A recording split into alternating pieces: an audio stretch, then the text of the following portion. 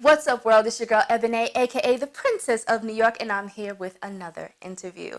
Now, today I'm here with my big bro, Mr. Samuel Harps. He is a playwright, a director, a black business owner, and he happens to also be the founder and artistic director of the Shades Repertory Theater.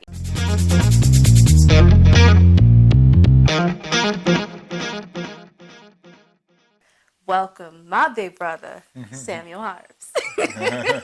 Glad to be here, Ed. Good Thank to you see so you much. again as always. I know, it's been too long. It's been Yeah, too yeah, yeah, yeah, long. yeah, yeah. But thanks for sitting down with me, My pleasure. talking with my friends. Now, I want to introduce you to them. I want to give them a little bit of a history as to who Samuel Harps is.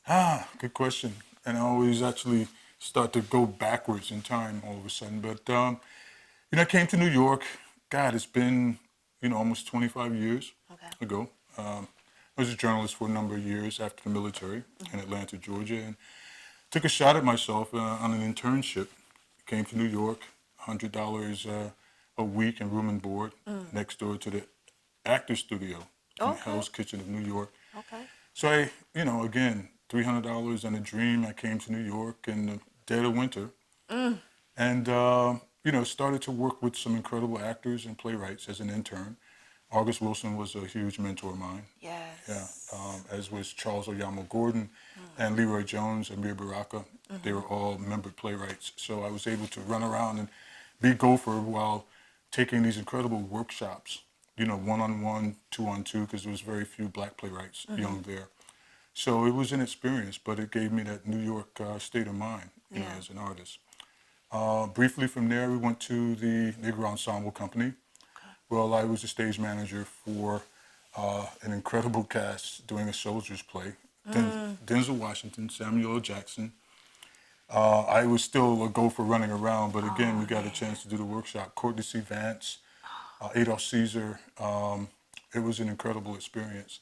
And R. Cephas Jones, who I was just speaking about earlier, who actually won his second Emmy. That's where we met. Okay. And he performed in my play Don't Explain, based on the life of Lee Morgan, the trumpet player. He was brilliant, and that sort of jump-started his career. Incredible brother. And again, I look back, Ed, and that's 1997. You were a Don't baby. nobody know my age now. Right. But yeah, that's how I came to New York. A couple of love affairs kind of brought me to Rockland County, and when they broke apart, I stayed. Okay. Yeah. Was it by chance that you ended up working with these great talents, or did you kind of like seek them out? Like, okay, I know this person gonna be Well, working here. Let me try to get my foot in this door. yeah, but what's amazing about the period is the late 80s in New York City. So these brothers weren't the only star in the show was Denzel Washington. Okay. And he wasn't really a star. He was on a show called St. Elsewhere. He played a doctor, very young. But Samuel Jackson was an unknown. Courtney C. Vance had done some theater, but he was primarily an unknown. Right. August Wilson was a Pulitzer Prize winner, but he was still somewhat obscure. People didn't know who he was. Right. Right. So it was again 30, almost 30 years ago. So these people are now Right. the stars that we know. Right. I mean, Ron and I, we were in our late 20s and early 30s when all this stuff was happening. So it was an incredible time. We call the Renaissance for us. Yeah. Because Yeah. now, I look back at it and it was an incredible, important time. Man, yeah, Yeah. for sure. Yeah. So you wound up in Rockland County. Yep. And while here, I'll try to be brief with this, but Okay. a pastor in Haverstraw, New York, called me and said he wanted to start a youth theater. He wanted a place where the kids can come and not only learn theater, but he was talking about reading, writing, social tools, across the gamut. Okay. So he called a friend of mine, Bud Whitney, who was in his 70s at the time, and Bud called me and said, listen, I think you'd be a better fit up there. So he sent me up there, and he was right. We started with 4 kids. The first year, within 3 years, we had jumped to 16 kids. Okay. And by the time you came there, we had at one point 23 kids, and then it dwindled down. But that was one of those other highlights in my life, unexpected, because the kids, we were doing plays on topical issues and Q&A at the end of them. Many of those plays you were either a teacher or a mom or a student. Yep. So you know what we had there.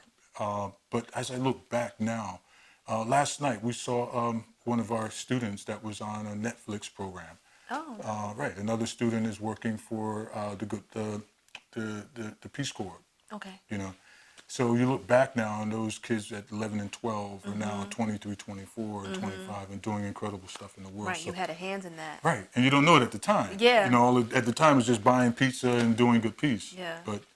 But that spun out. And one day I'm sitting in the theater with the youth theater and thought about my own work and the work of other playwrights that are unknown in Rockland County. And I looked up and I said, we got lights and, I got a decent sound system and a stage. So I kind of opened the door to other actors. In the community of community theaters, you need a theater that's going to do new works. Exactly, independent works, some obscure works. And unknowingly, that's what we became. Okay. With actors and playwrights and filmmakers, you open up the doors, it becomes like a circus, somewhere they can see their work, perform their work, and get it done. So that's what we became in the community. And you look back, that's 16, 17 years ago. And our final show there at the church, we had one blowout. I put out it was kind of abrupt, we had to leave. But I put out a notice to say we're going to be one more performance. Yeah. And didn't know who might show up. And we got there and it was 120 actors and playwrights that said, where are we going now? Yes. Not what are you going to do now, but where are we going? This is a do? collective. Exactly. Yeah. What are we going to do now? Yeah. I got a play going on, and that was probably the inspiration to keep it going. I couldn't imagine not doing this. Yeah. Yeah. So we're here at Garnerville Art Center now, which is a converted 18th century textile factory. It's full of different artists, but we're the only theater company here. And we're starting to kind of regain our ground, get our feet back under us. We just turned nonprofit, so we're going to start to do some fundraising activities in that vein. And try to get some, just to keep flowing, make sure we have a home for all the artists here. So what I'm gathering here is that it wasn't necessarily intentional for you to kind of do like the obscure works that you do.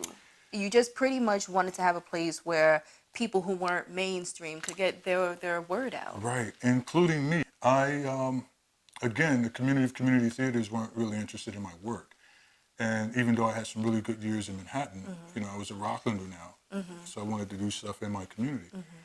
So the first play we did was an Italian-American reconciliation. And that's when I knew we could build an audience. And then it became, because I'm African-American, obviously, and it's an African-American community of artists here, it became a place for filmmakers, poets, writers, rappers. We did the crew, the crew. We did a lot of different activities on top of just theater. Yeah. Because again, it became an artist collective. And that, again, wasn't haphazard. It was in the stars, but it wasn't intended for that. Right. I didn't set out for that. It just kind of happened. Just It kinda manifested. happened. Exactly. Yeah. It just kind of happened.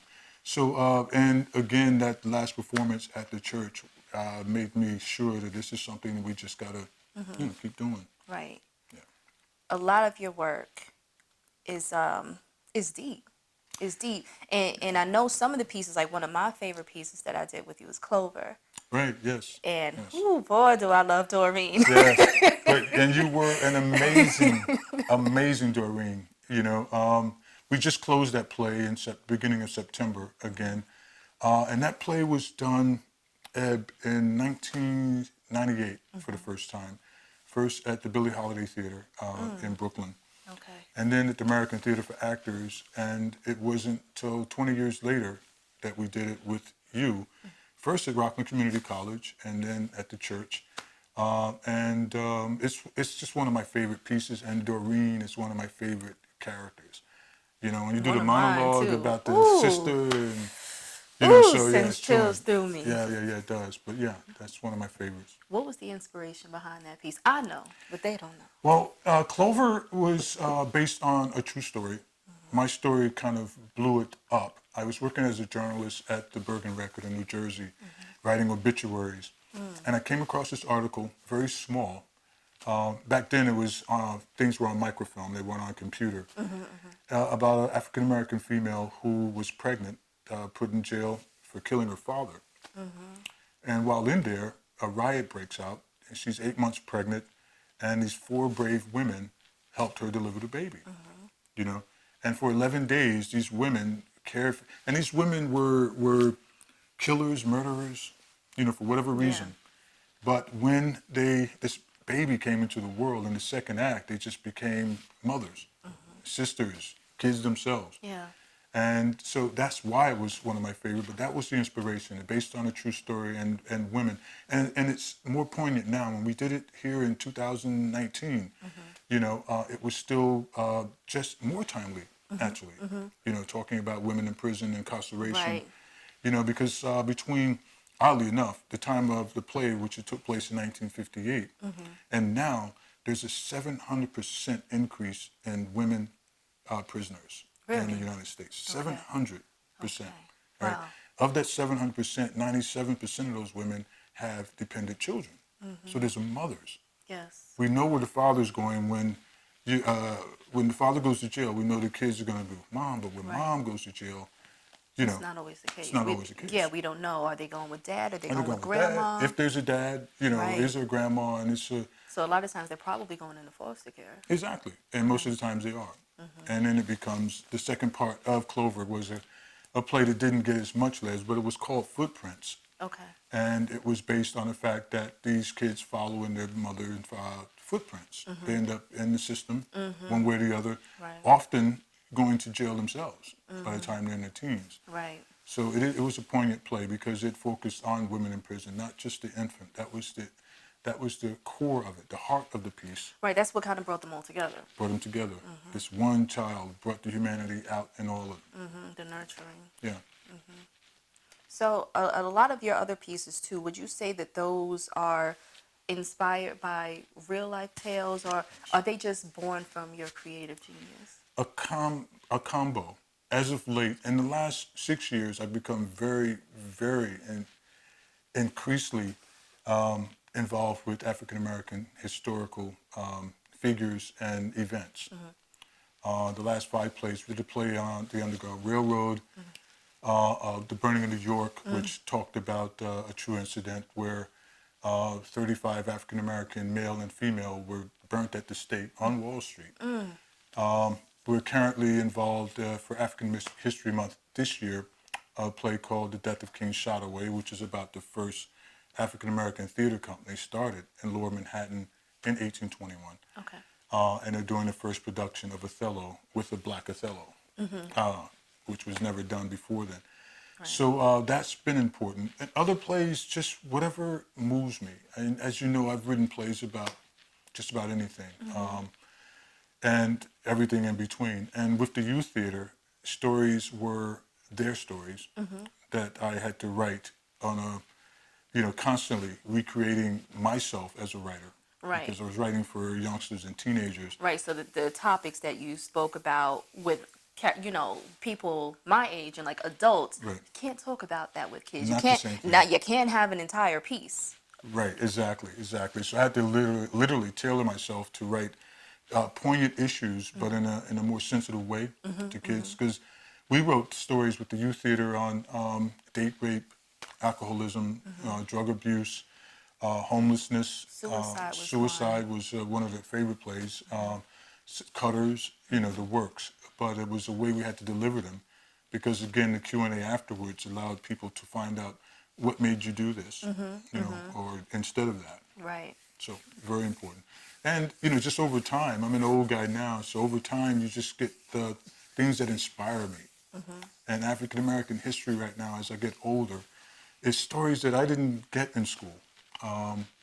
There's stories, Ebonée, that I really, in every rock I turn over in our history, I find something else. And I say, I want to write about that, and I turn another, and I want to write about that. So that's what I'm on now, that kind of trail. That's dope. That's beautiful, and it's true that there's in unsurmountable amount of history that they don't teach us in school, and I think it's very important, especially for us, but for everyone to know, but especially for us to know about our own history. Right. And it's very dope that you've taken that, you know, that mantle on, and you've decided to write more, and not necessarily enhance on the history, because we know that, you know, what we see in theater and on film, we know that it's a little bit enhanced, It but does, yeah. nonetheless, telling the story. Right, right. It gets people to say, "Oh, I didn't even know that happened." Yeah. You know, Yeah. Who was that? Who King? who's Who? that? What? Exactly. Yeah. And again, William Henry Brown was the playwright's name, and when we were doing the play at the church, they weren't doing much different than what I was trying to do in the community, except, you know, some of them were free men, some of them were slaves, and it wasn't ever done. And I know I've known you long enough to know that you love things that's not been done. You love knocking down doors. You know, Yeah. you love something. What if for someone to tell an Ebonée it can't be done is like fuel under Watch fire? me. Please, Watch me. I'll yeah, do it. it can be Instead done. of dare. It can be done, right? Watch this. Yeah. You know. So I love that. Yes. What I want to rewind a little bit. What brought you to journalism in the first place? I am an avid journal writer. I started journal writing in 8th grade. I was raised as an Army brat, which you know, and we traveled around quite a bit. So often my own writing was my best friend, which means just the internal me, basically. You know, so I always loved the art of writing. I just love writing. And I went to, when I went to college, I also loved photography, but back then it was too expensive. I went to college for photojournalism at Norfolk State University, but they didn't have it as a major, so I took journalism in order to get photojournalistic classes. Got it. Found the loophole. Exactly. But then I started to really love, you know, writing.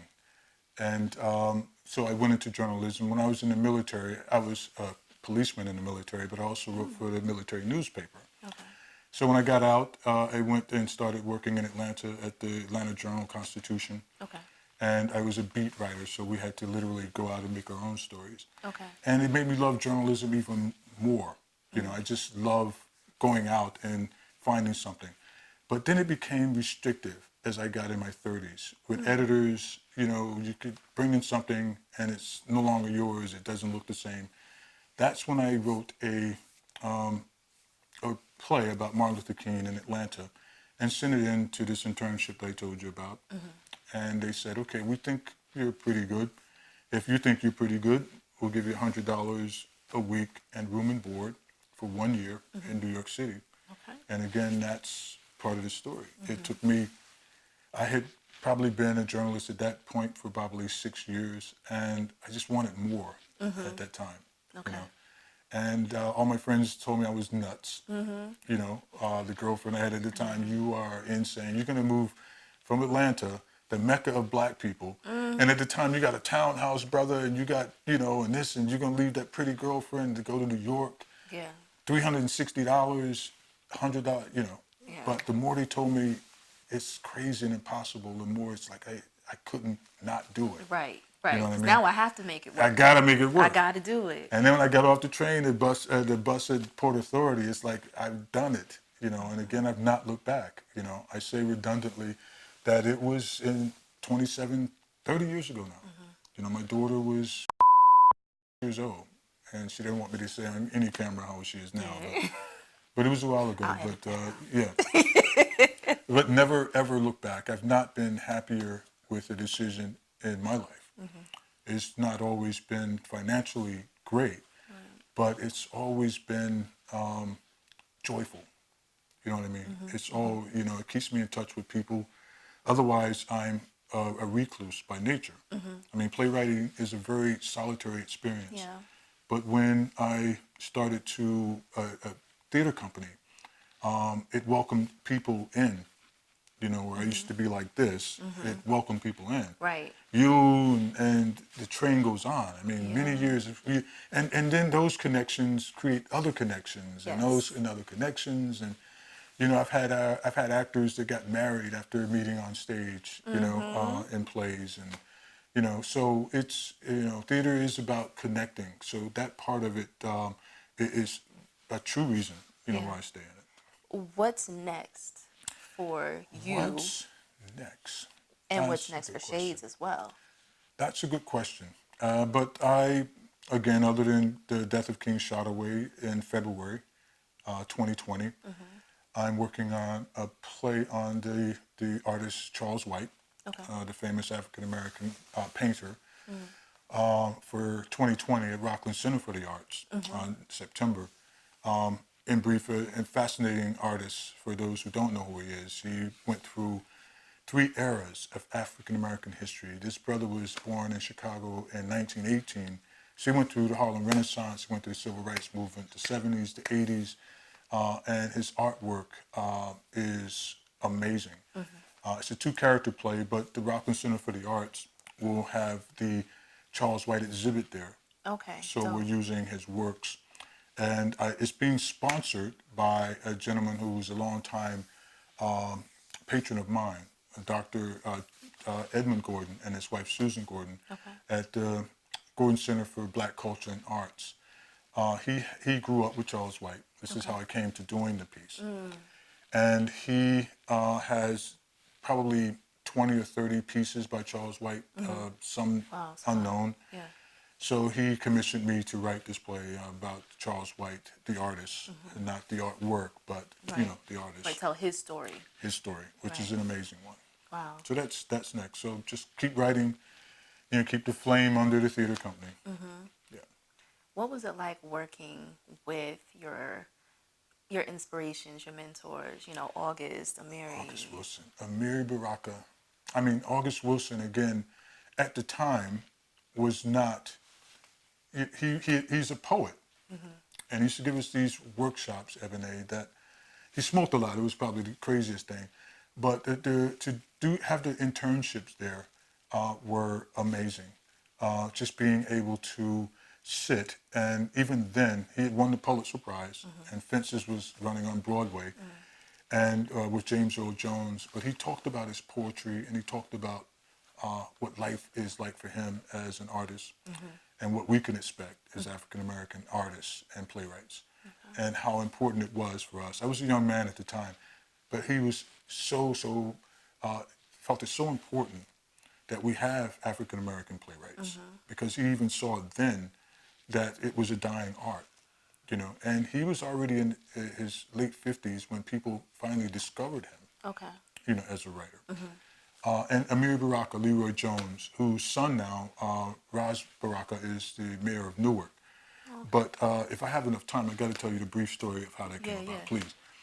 Again, I was working at the Bergen Record in New Jersey, writing obituaries of odd things. And there was another writer there. It was only two black writers at the Bergen Record, myself and another brother from Nigeria, who was not really a brother in that sense. You know what I mean? Okay. I mean, he didn't know the politics of America. And we weren't at odds, but we were just at odds. Right. Anyway, so they had given him the article to write on Amiri Baraka, Leroy Jones, who's one of the great revolutionary poets of our time. He wrote Dutchman, which he won the Obie Award back in the 60s. And he's always been such an iconic figure in my life. When I first read Dutchman, I was in high school, and it changed the game for me. Anyway, so this brother was going to be doing an article on him, but he was focusing on the revolutionary Amiri Baraka, and all the things he got arrested for, all the things that he did against the government, and this, that, and the other. And I said, no, he was an incredible poet and playwright. Have you read his work? And he goes, no, never read it, I said, so the editor was there. He says, well, Harps, why don't you do the article? But the question is if you can find Amiri Baraka, because he was very elusive. Okay. He was very leery of the media, journalism, the government, everything. So anyway, I'm at Newark Airport. He lives in Newark, Amiri does, at the time. And he was coming off the plane, and I was there to pick up a girlfriend who was coming from the Midwest. And here he comes across the tarmac, Amiri Baraka. And I walk up to him, and I told him the story of how they were going to do this story, and I wanted to do this story because you were such an inspiration to me. So he says, well, what are you doing now? Give me a ride home, and I'll give you that story. We'll talk. So he gave me a ride home. You know, this is one of those incredible stories of my life. And he just opened up about everything. I ended up writing the article, and I told him that I wanted to do his play, Dutchman, because it meant so much to me at Rockland Community College. And he says, okay, just tell me when it is, and I'll see if I can come. So it was in February, and the first weekend that we were having it, he wasn't able to come, but it got snowed out, so we had to postpone it till the next weekend. And then he was available. So he actually came to the play, right? And I have a picture that I always post on Facebook about with me and Baraka sitting on the stage of Dutchman.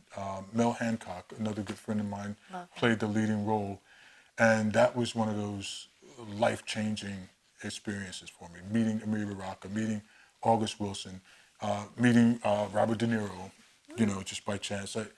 His wife was a very good friend of mine, Grace. She was in one of my first plays when I came to New York. This is another very brief story. Okay. Sorry, and she was in the play, and she was a stewardess at the time. Okay. Right, and she was doing a play that we were doing at Rockland Community College. We had done it in the city, and she was the lead actress in it.